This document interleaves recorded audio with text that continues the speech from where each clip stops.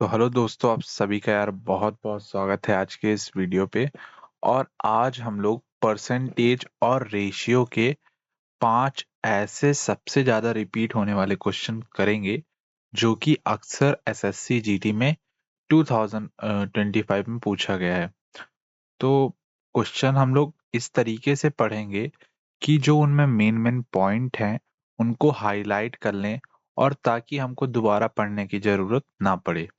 तो पहला क्वेश्चन है यार हमारे पास, the price of fuel decrease by 15%, 40%, 60% in 3 successive months, but increase by 45% in the fourth month.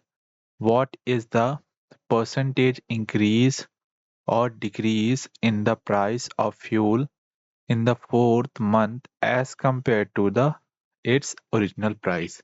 अब इस क्वेश्चन में बोला गया है यार कि जो प्राइस ऑफ फ्यूल है, मतलब फ्यूल का जो प्राइस है, पहले मंथ में कितना डिक्रीज होता है आपका? 15%। ठीक है। फिर सेकंड मंथ में कितना डिक्रीज होता है? 40%। थर्ड मंथ में 60% डिक्रीज होता है। और फोर्थ मंथ में वो 45% बढ़ जाता है। ठीक। तो इसको हम लोग फ्रैक्शन के हेल्प से करेंगे। अगर इनमें फॉर्मूला लगाने जाएं तो बहुत ज़्यादा कॉम्प्लेक्स हो जाएगा। तो 15% भाई, हर चीज में, मतलब हर चीज अपने आप में 100% होता है। तो कोई चीज पहले 100% था, अब वो घट के 15% घटा है, तो कितना बचेगा? 85% बचेगा। दूसरा, कोई चीज 100% है और 40% घट गया, तो कितना बचना चाहिए? 60%।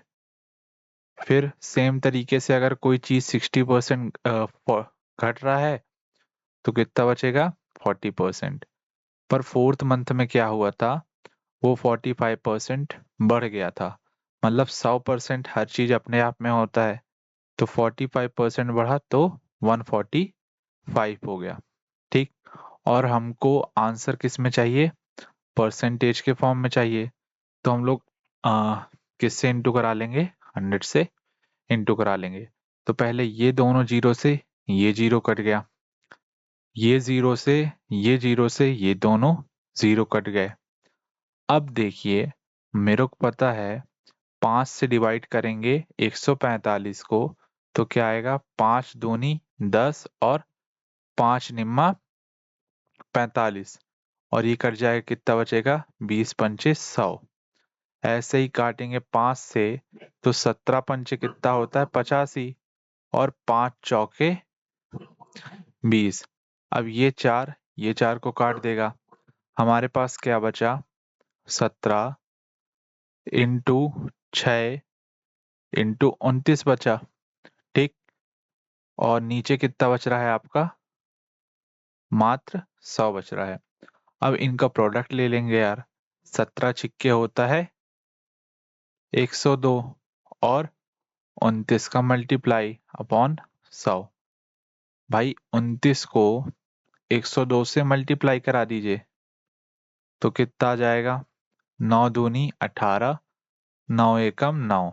और ऐसे ही 102 दूनी 204, 8 5 9 2, इतना आ रहा है ना? और इसको अगर हम लोग 100 से डिवाइड करेंगे तो कितना परसेंट आएगा? ये 29.58% आएगा। इसका मतलब ये डिक्रीज कितना हुआ है यार? हर चीज अपने आप में 100% होती है, और ये बच कितना रहा है? 29.58%। ऑलमोस्ट ये 70% है। और 70% 0.42% डिक्रीज हो रहा है। ऐसा कोई ऑप्शन है जिसमें 70.42% डिक्रीज हो रहा है? वो है ऑप्शन सी। इस तरीके के जो भी लंबे क्वेश्चन होते हैं उनको आप इसी मेथड से करें और ज्यादा इजी पड़ेगा।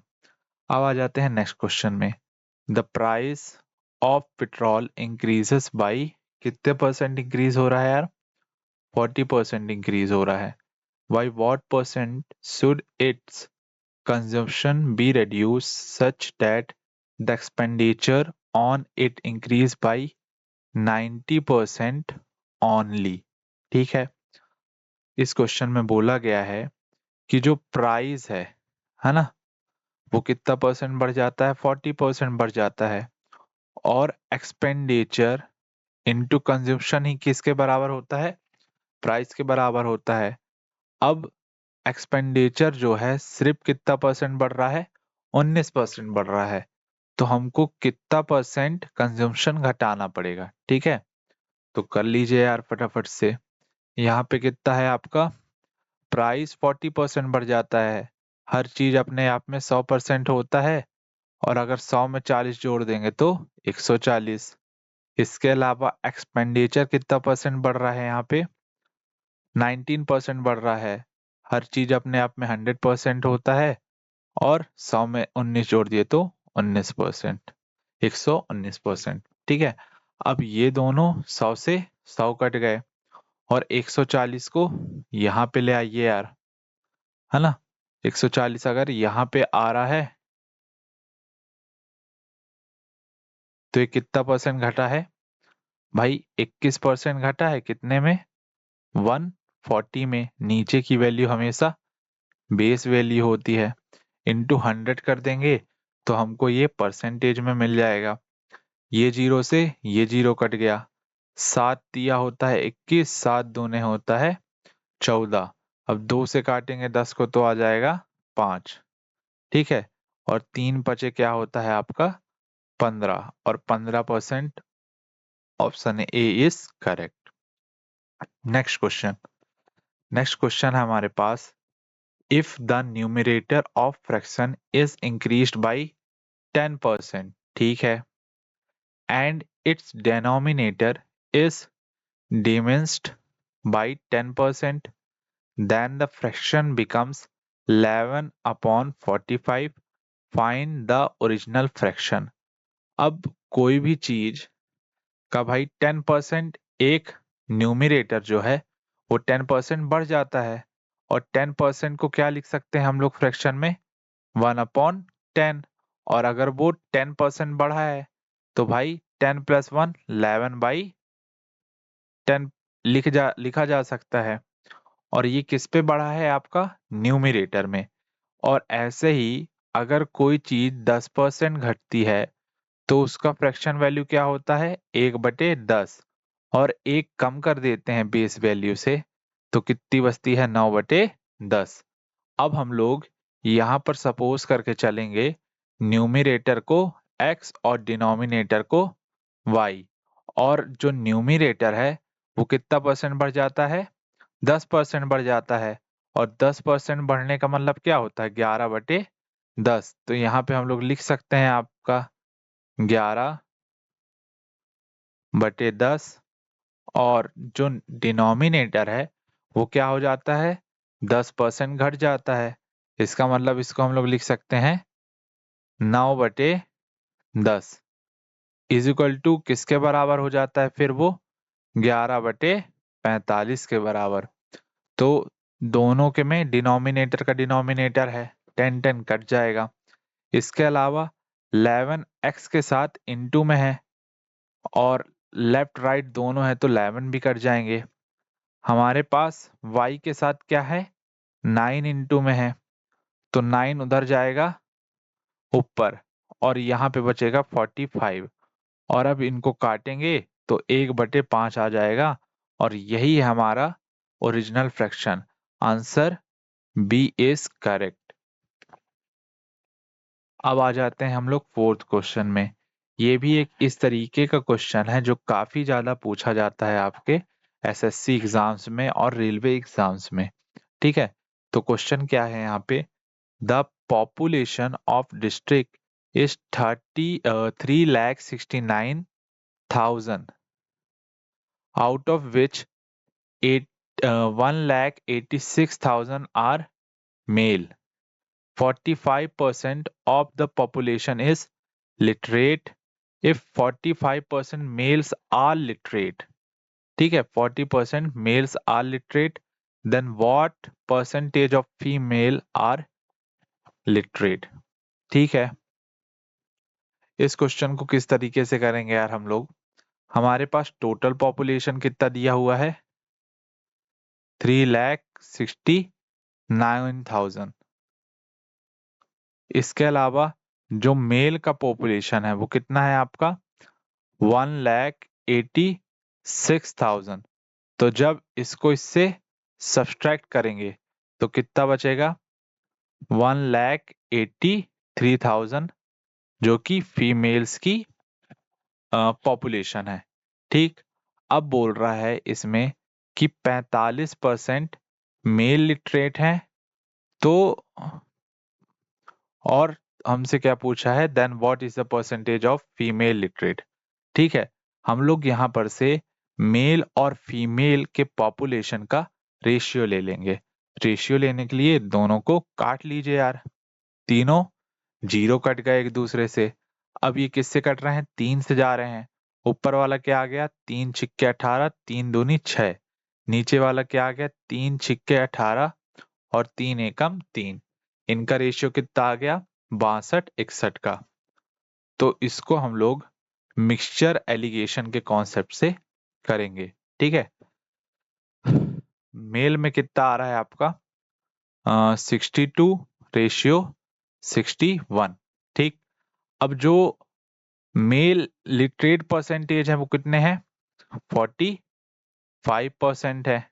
ठीक है, इसके अलावा इसमें फीमेल हमको नहीं पता, यही हमसे पूछा है। और आपका टोटल कितने परसेंट लोग लिटरेट हैं, 45% लोग लिटरेट हैं। अब अगर हम लोग सिंपल सा लॉजिक बस लगाएं बिना सॉल्व करे, तो भाई ये 40% है और ये भी 45% है। जब x प्लस एक्स होता है उसको 2 से डिवाइड कराते हैं तो क्या आता है बाद में, x ही आता है। तो इसका मतलब साफ है कि अगर ये 45% है तो फीमेल भी 45% रही होंगी, है ना। जब वो भी 45% रही होंगी, मेल भी 45% रहे होंगे, तभी ओवरऑल लोग जो लिटरेट हैं वो भी 45% रहे होंगे। तो अगर आपको आंसर देखना है तो आप डायरेक्ट देख के बता सकते हैं, है ना, सी। पर अगर आप सॉल्व करना चाहें तो इसके दो मेथड होते हैं। एक तो आप पूरा फॉर्मूला लगा के करें, ठीक है, और एक होता है आपका इनवर्स डेविएशन मेथड। आज हम लोग जानेंगे कौन सा, फॉर्मूला वाला। ठीक, तो 62 इंटू 45 कर दीजिए, ठीक है, प्लस 61 इंटू एक्स कर दीजिए, जो कि लिटरेट पॉपुलेशन है किसका, फीमेल का। और इन दोनों का सम कर दीजिए और उसको डिवाइड करा दीजिए, तो कितना आ जाएगा आपका, 123 आएगा। और जो ओवरऑल था कितना परसेंट था वो, 45%। तो जब इनको अगर आप सॉल्व करेंगे तो ये काफी ज्यादा लंबा जाने वाला है। ठीक है, मतलब आप कैलकुलेशन में ही उलझ जाएंगे। तो मैं तो बेस्ट कहूंगा कि आप इसको एक नॉर्मल कॉन्सेप्ट से करें, अपने गेस्चर से करें। ठीक है, आ जाते हैं नेक्स्ट क्वेश्चन पे। नेक्स्ट क्वेश्चन हमारे पास क्या है, a student gets 66 marks more in French than what she got in German. Her German marks are 28% of the sum of her French and German marks. ठीक है, इसमें क्या क्या गिवन है उसको एकदम बारीकी से लिख लेंगे और फिर उस हिसाब से हम करेंगे। ठीक है, तो जो स्टूडेंट है वो उसको कितना मार्क्स मिलता है, 66 मार्क्स ज्यादा मिलते हैं फ्रेंच में, किससे, जर्मन से। इसका मतलब क्या हो जाएगा, French is equal to German plus 66 marks. फिर दूसरा कंडीशन क्या है कि जो जर्मन में मार्क्स आए हैं उनके वो कितने हैं, 28%। अब अगर परसेंटेज का साइन हटता है तो नीचे 100 आता है। किसका 28%, sum of French plus German marks का। ठीक है, अगर इसको हम लोग सिंप्लीफाई करेंगे, काटेंगे, तो क्या आ जाएगा, ये 7/25 आएगा। और ये क्या आ गया, फ्रेंच प्लस जर्मन। ये 25 जा करके जर्मन से इंटू हो जाएगा, 25 जा करके जर्मन से इंटू हो गया, और यहाँ पे क्या आ गया 7 फ्रेंच प्लस 7 जर्मन। ठीक है, और अगर इस 7 जर्मन को हम लोग इधर लाके इससे सब्सट्रैक्ट करा देंगे तो कितना आ जाएगा आपका 18 जर्मन और 7 फ्रेंच। ठीक है, अब इनका रेशियो भी ले सकते हैं यार। ठीक, तो इनको फटाफट से अपन अब सॉल्व कर लेते हैं। हमारे पास फर्स्ट कंडीशन भी दी हुई है और सेकंड कंडीशन भी दिया हुआ है। ठीक है, तो जो जर्मन वाला है हमको तो चाहिए फ्रेंच का, है ना, हमको किसका चाहिए, फ्रेंच का मार्क्स चाहिए। तो हम लोग किसके रिस्पेक्ट में सारे कुछ पुट कर लेंगे, फ्रेंच के रिस्पेक्ट में पुट कर लेंगे। ठीक है, यहां पर क्या था, French is equal to German plus 66 था। तो अगर मैं जर्मन की जगह क्या कर दूं, फ्रेंच पुट कर दूं, जर्मन की जगह फ्रेंच, तो जर्मन कितना है 18 जर्मन अपॉन 7 अपॉन में आ जाएगा इसके, सॉरी यहां पे गड़बड़ कर दी हम लोग ने, यहां पे आ जाएगा जर्मन की जगह 7 French upon 18 plus 66 is equal to French. अब ये दोनों से, क्योंकि इनके पास भाई 1 नहीं है तो यहाँ पर इससे भी इंटू होगा और ये इधर चला जाएगा कॉमन, तो यहाँ पे आ जाएगा 18 फ्रेंच 7 फ्रेंच प्लस 18 इंटू 66। अब 18 इंटू 66 क्या होता है यार, यहाँ पे कर लीजिए, 18 छिक्के होता है 108 और 108 दोनों को अगर जोड़ देंगे तो कितना आ जाएगा 8 8 11, मतलब 18 French is equal to 7 French plus 11 11 8 8। और जब इसको इससे माइनस कराएंगे, भाई साइड चेंज करेगा, 18 French minus 7 French is equal to 11 88, है ना, तो कितना आ जाएगा यहाँ पर 11 times of French in is equal to 1188, और 11 से डिवाइड करने पे हमको फ्रेंच की वैल्यू क्या मिलेगी, 11 1 जा 11 11 0 11 8 जा। Answer A is correct. अगर आपको वीडियो पसंद आई हो यार तो वीडियो को लाइक कर दें, चैनल को सब्सक्राइब कर दें।